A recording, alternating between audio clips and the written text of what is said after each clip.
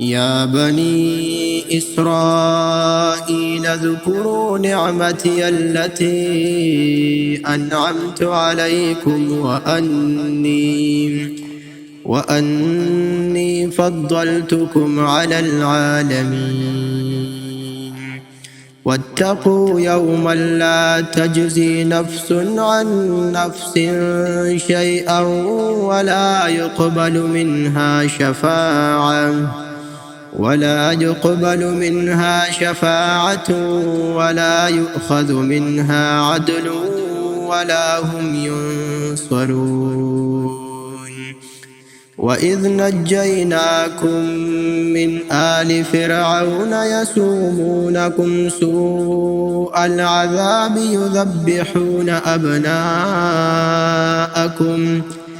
يذبحون أبناءكم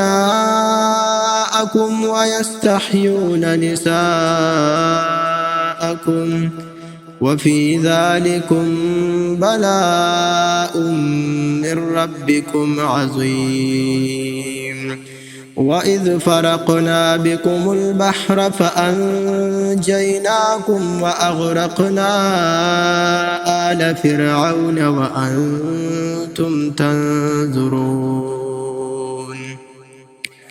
وإذ واعدنا موسى 40 ليلة ثم اتخذتم العجل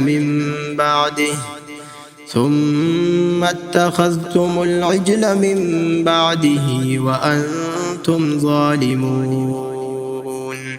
ثم عفونا عنكم من بعد ذلك لعلكم تشكرون.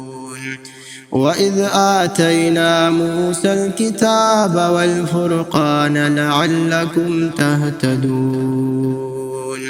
وإذ قال موسى لقومه يا قوم إنكم ظلمتم أنفسكم باتخاذكم العجل فتوبوا إلى بارئكم فاقتلوا أنفسكم ذلكم خير لكم عند بارئكم فتاب عليكم إنه هو التواب الرحيم. وإذ قلتم يا موسى لن نؤمن لك حتى نرى الله جهرة فأخذتكم الصاعقة وأنتم تنظرون. ثم بعثناكم من بعد موتكم لعلكم تشكرون. وظللنا عليكم الغمام وأنزلنا عليكم المن والسلوى كلوا من طيبات ما رزقناكم وما ظلمونا ولكن كانوا أنفسهم يظلمون. وإذ قلنا ادخلوا هذه القرية فكلوا منها حيث شئتم رغدا وادخلوا الباب سجدا وقولوا حطة نغفر لكم خطاياكم وسنزيد المحسنين. فبدل الذين ظلموا قولا غير الذي قيل لهم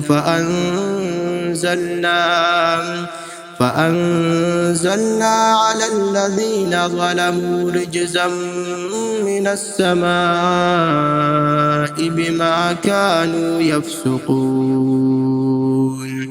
وإذ استسقى موسى لقومه فقلنا اضرب بعصاك الحجر فانفجرت منه 12 عينا قد علم كل أناس مشربهم كلوا واشربوا من